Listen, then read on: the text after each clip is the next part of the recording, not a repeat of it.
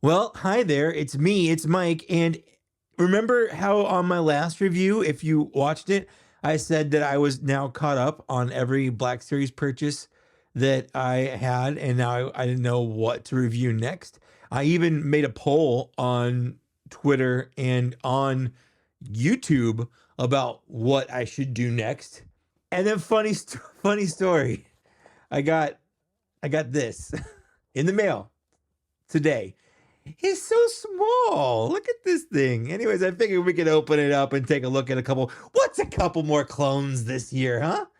I mean, it's like all Hasbro's released so far this year is clones. But I'm not complaining because they're great. Let's take a look.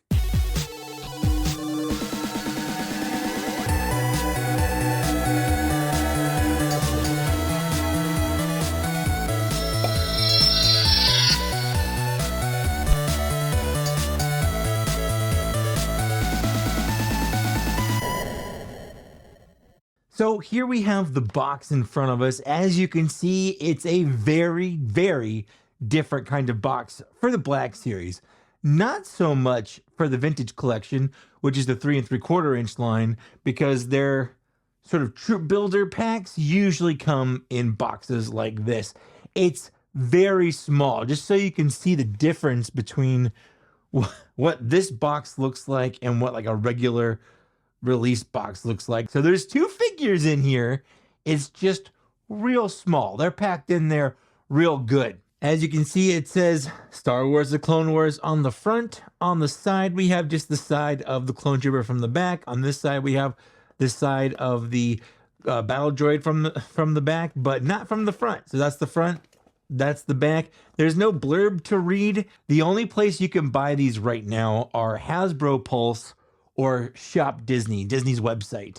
They are exclusive to there, and depending on where you get it, this costs different amounts of money. It's either $44.99 on Hasbro Pulse or $39.99 on Shop Disney. I will go over my thoughts on that later once we look at everything in the box. But, you know, let's not get too crazy here. Let's go ahead and open up the box. I've already cut the tape just to save us that. I wanted to give you the experience of what it's like. So we have the return of plastic-free packaging. We have our accessories, more accessories, our figure, and they have wrapped the Battle Droid up or secured it in cardboard in the box to try to keep the legs from warping. It's only been a few months, but I already missed this packaging. I'm kind of glad to have a taste of it back.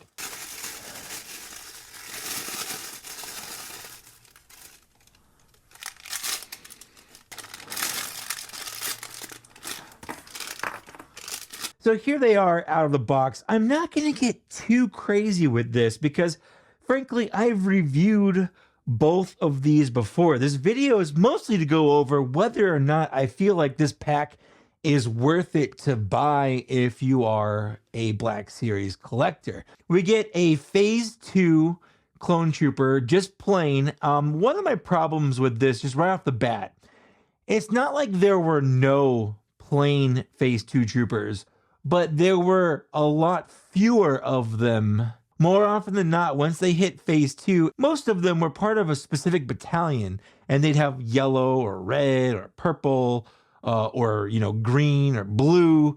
They'd have stripes on their armor to denote that they belong to some type of battalion or company. Whereas this is just a plain one, which wasn't as common in Phase 2 as it was in Phase 1. Phase 1, that was most of them.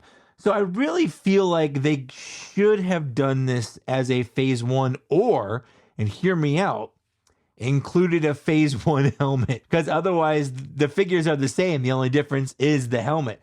So if you had included a Phase 1 helmet, that would have been great. If you have been watching my reviews lately, you'll notice that I have been doing a lot of clones and comparing a lot of clone troopers.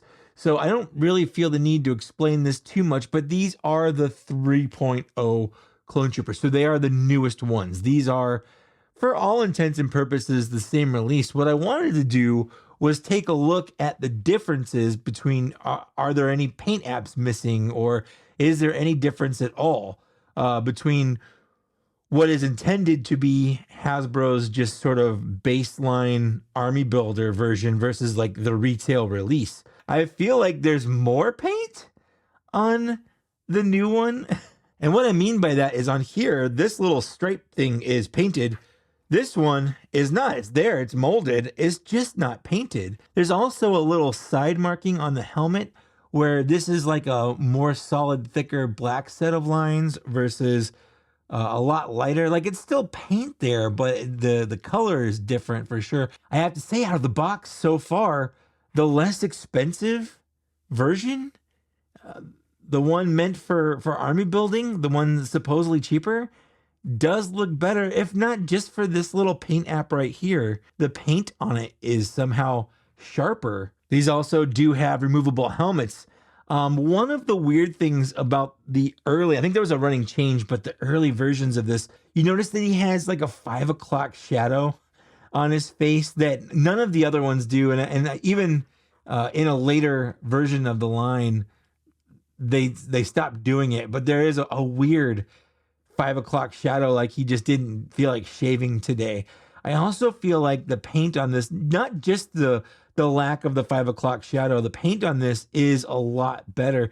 Even so much as like the other 3.0 clones, I feel like the eyes and the face here just look a lot better. These are absolutely identical, other than very small, minute paint apps. And those paint apps side on the less expensive version, which is just something I was not expecting. Now, like the other troopers, we do get weapons, the same weapons that every clone trooper has, in basically the same colors. We have the DC-15, both in carbine and rifle version, the DC-15S.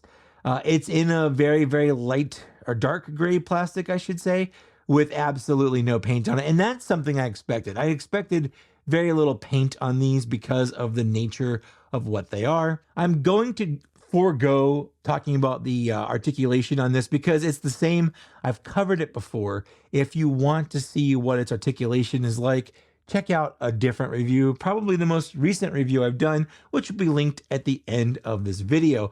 But that is the Phase 2 Clone Trooper. Like I said, the only thing I really wish they had done is included a Phase 1 helmet and maybe paint the weapons, but for this, I wouldn't expect them to. Even the Phase 1 helmet might be asking a lot because it is less expensive, kind of, depending on where you get it.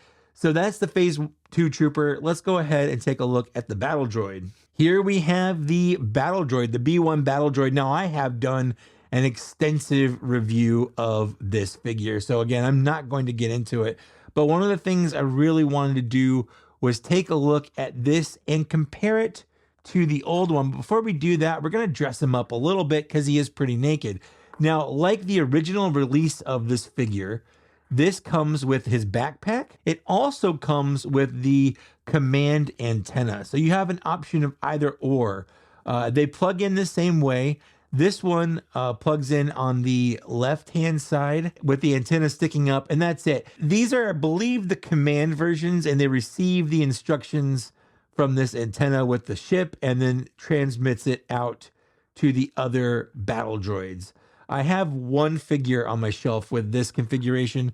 The rest use the backpack because that's what I like the best. The antenna do raise like so, and that's what they use to communicate out, of course, with the other figures. Now, he also does come with the blaster. The blaster, if you want to, can just sit on the back. There's a little hole in the side of the backpack, which is another reason why I like the backpack, because if you want to, he can just store that on the side.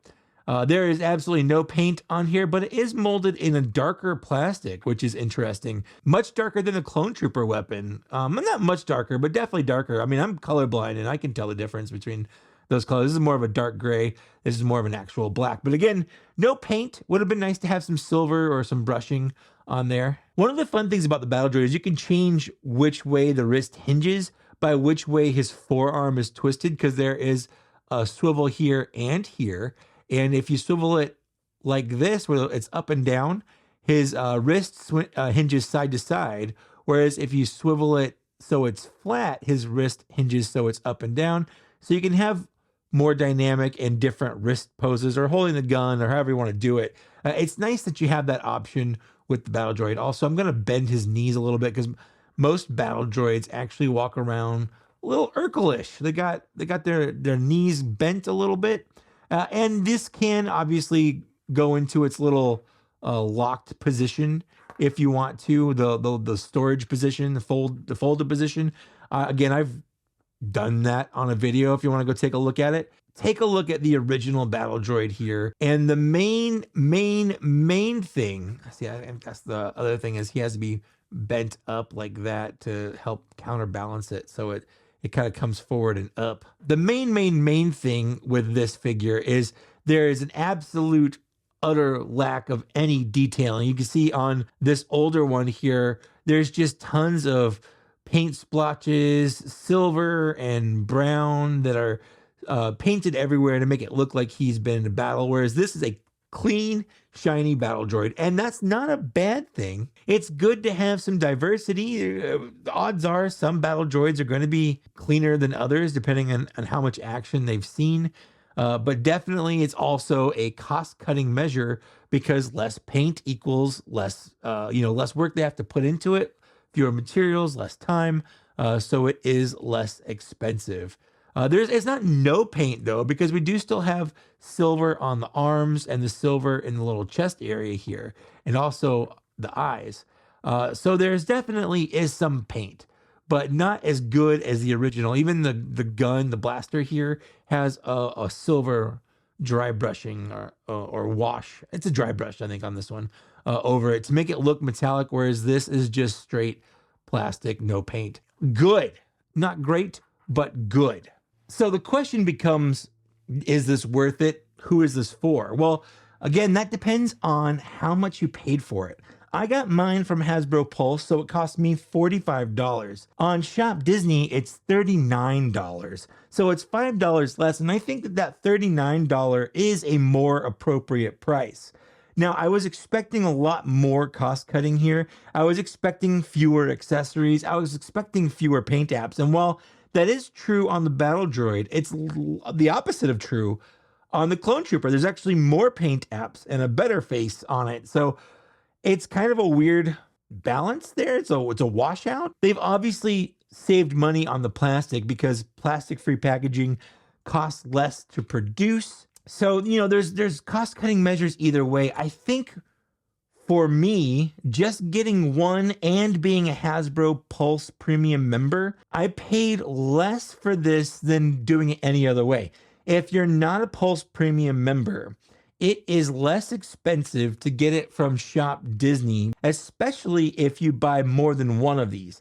If you buy two, you're paying $80 and you're getting free shipping, so you're basically just paying tax. That is the least expensive way to buy these, is getting them from Shop Disney and buying more than one. You get to take advantage of their free shipping over $70. Do I wish I got more than one of these? No, honestly. This is my third Phase 1 Clone Trooper in the 3.0 body that's plain. I genuinely think that's enough. And this is my fourth plain Battle Droid that I've gotten. It's actually my sixth if you count the two odd color Battle Droids. It's my eighth if you count the two from the video games that they've done recolored. And it's my ninth if you count C-3PO. So I'm going to be swimming in B1 Battle Droids. I don't need more, although I'm happy to have this plain one. I want more of these, and they've announced one pack they're doing in the pipeline. It's going to be the Rebel Soldier from A New Hope, the Rebel Fleet Trooper, and a regular Stormtrooper. So I'm looking forward to that. I always will welcome more 2020 body Stormtroopers, and I only have one Rebel Fleet Trooper, so I'm in on that. I don't care if it comes in this packaging. In fact, I welcome it. I just hope that Hasbro lowers their price down to $40. I really do think $40, it was the intended price for this. That's what Disney is charging, and if Disney's charging it, Pulse should be charging it. That's my thoughts on these figures. What did you think? Did you like these? Do you have them? Are you full on these? Do you want some more? Let me know down in the comments. I love to read and respond to these. But outside of that, like I said at the beginning, I did run a poll on what people want to see me do next that's not a Black Series review, at least not a 2024 one. The one that's winning so far is either doing a list, doing a figure from 2023 that I haven't reviewed yet, or do G.I. Joe. So you let me know in the comments what kind of videos you want to see. Also on that list was Mythic Legions, Cosmic Legions, two lines that I'm very into and I love to talk about. So if you want to see those, let me know down in the comments what you want to see. I also want to take a moment and thank these people here for supporting me on Patreon. I love that people take the time to do that. You don't have to. Like watching the videos enough, liking, sharing, subscribing, that's enough. But if you want to take the extra step, you can support me on Patreon. You could join my channel membership. You can even just, I think, do the little give thanks thing down there if you want to. But I'm going to make these videos regardless. I'm back in the groove. I'm making videos. Let's party. Anyways, thanks for watching. Thanks for getting this far. And I'll see you later. Bye.